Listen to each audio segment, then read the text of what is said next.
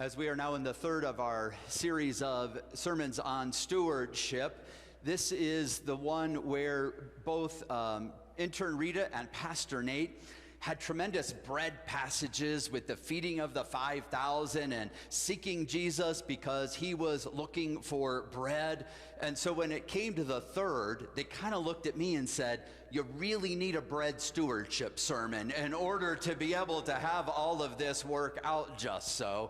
And the first thing that popped into my mind was a very, very simple parable about a woman with yeast. And as I knew that was going to speak to me, I realized it's also coupled there with the parable of the mustard seed. And that seems to make tremendous sense as we talk about the mustard seed and stewardship. It seems like such a natural way to understand that which is very small, which reminds us that every gift toward a God-pleasing ministry matters. Everything that we give has some kind of significance to it. And when that comes into the blessings of God, blessing the church the way that's used, well, that gift just grows and grows. And it's so easy to see that around the church, to be honest, to see the collection of so many gifts and what happens to them as we think about the ways our faith formation team grows and grows, education opportunities throughout the church, the more ways that we reach out into our community and our world through the outreach team, the way that our food hospitality grows and grows, and the way that we feed people and welcome people as a part of all of that, and the way that worship continues to expand and find new ways to reach people. It's so easy to see that way that stewardship becomes external because it's so easy to be a part of that and see so much of what goes on. And so that's kind of the given part of the stewardship message. But I'm always taken by just the sense of how stewardship began for people in ancient Israel. And so some of you might have been introduced to the book of Leviticus this morning. It's not a book that we read an awful lot of. I would say Leviticus is a book that is filled with whole lists of rather mundane types of laws or measurements or tasks, and then every once in a while these few snippets that have deep meaning, like what Sylvia read for us this morning. And so as I think about that passage she read about offerings being brought to the altar, I remember that several weeks ago, as Karen and I were visiting in the Holy Land, we went to the very northernmost edge of where the 12 tribes settled. And we were now in the very small town of Dan. And as we walked into that town, I was just captivated by something that could be 2,000-3,000 years old, and the stone walls that were still there. And as we were walking through that town and seeing just the incredible history that had taken place there and the stone streets that were still there, thinking about people settling there as a part of this new tribe of Israel when they'd come into the promised land after Exodus in Egypt. And then all of a sudden we came around the corner and I saw something that I knew must be significant. Mark, will you put up that first slide for us? As we came around the corner, I saw that, which looks like, in some ways, just another ancient kind of ruin. What you'll see there, if you look to the left, it looks like sort of a pit. I learned that was the water reservoir. And then the pool there, which either would have been where the kind of a well where the drinking water would have come up, or could have been even something that would have been there for purification rites, because I realized we were in the midst of the temple for this people in this town of Dan. And then to the very upper right, you'll see a place that now has been kind of marked off with the steel bars to get an idea of what was there. Mark, give us the next slide. I know you can't read that, so I'll explain it to you. If you want, I'll have it on my iPad later. This was the sign that sort of told us what was going on. The water reservoir, maybe that pool for purification, and then the next thing that I saw there, and you can see it on the very upper right of the screen, was the altar. And our guide who had taken us around that place walked up to me the day before. He had learned that I was a pastor, and so did not know he was going to do this. And he walked up to me and he handed me the mic that he uses, and we all have our earpieces in. And he said, "Pastor, talk to us about the altar." So go to the next slide for us then, Mark, and you'll see there it is off to the right. You'll see the pool on the left and then the altar area that was there on the right.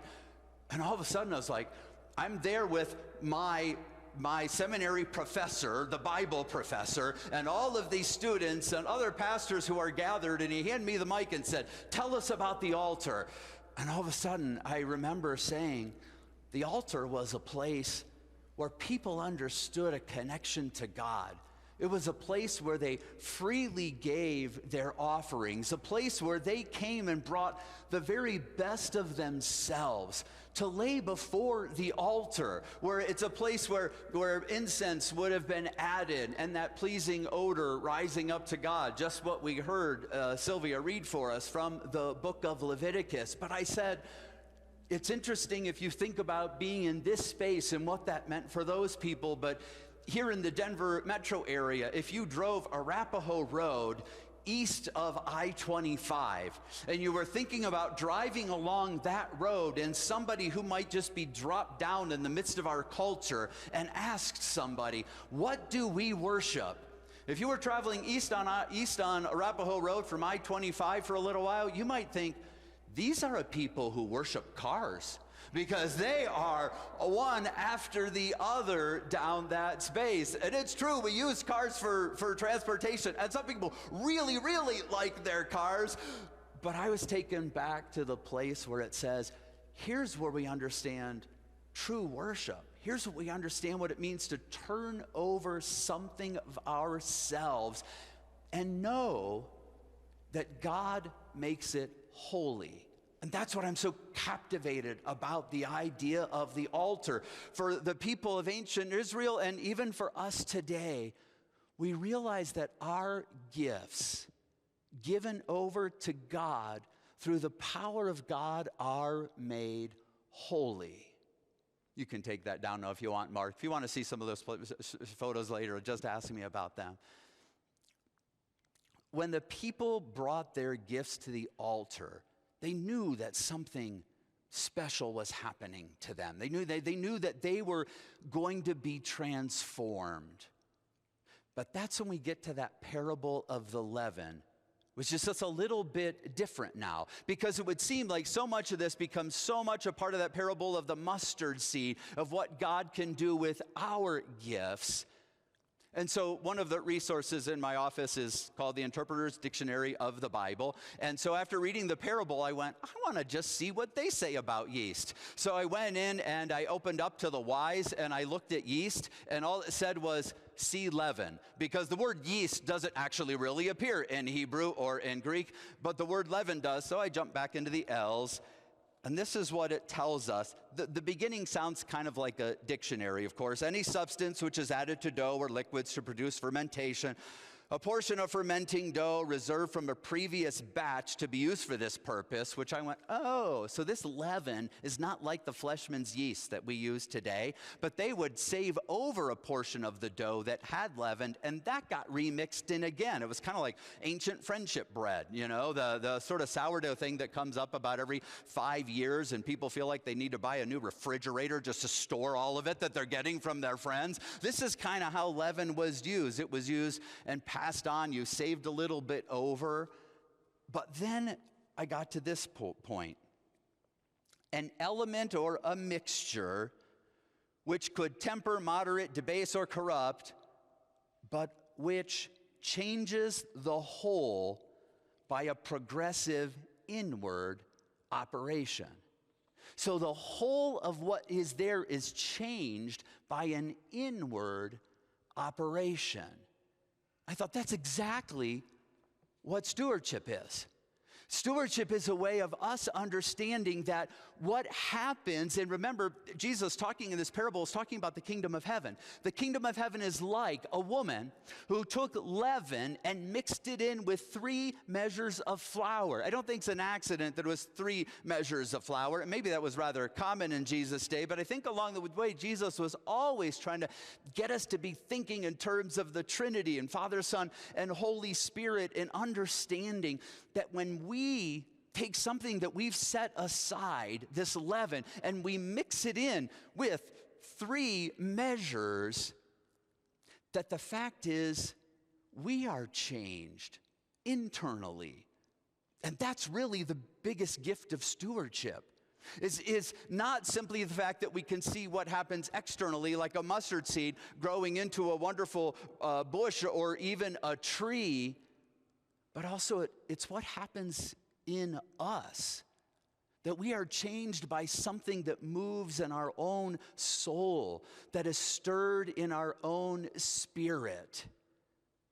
It's stewardship that changes the world, but it changes the world because it changes us. It makes me aware of my gifts, which are felt like they are laid at the very altar of God, that God collects, blesses, and makes holy. It's that one place where I can enter in myself completely, to know that the altar in ancient times was a place of sacrifice that allows me to give sacrificially. Like this gift matters to me somehow, but when I give it over to the care and stewardship of God, it also changes me somehow. This is what the altar has always done. It's what the altar continues to do. When we bring something of the best of ourselves, we allow ourselves to be reformed in God's image once again. For the people of ancient Israel, they might have had this experience 2 or 3 times a year, because they would bring, produce or the harvest of the land. Sometimes we get to experience that every week when you have offering. Even if you give once a month or you give once a year, you're a part of a worship service that honors offering every week. Because it's a time when we understand that the best of ourselves given over to God's care becomes holy. But when we give the best of ourselves, we ourselves also become holy in God's sight. The blessing of the altar, the blessing of stewardship, is that we get to be changed internally while the world receives God's blessings externally. That's the holiness of God. Amen.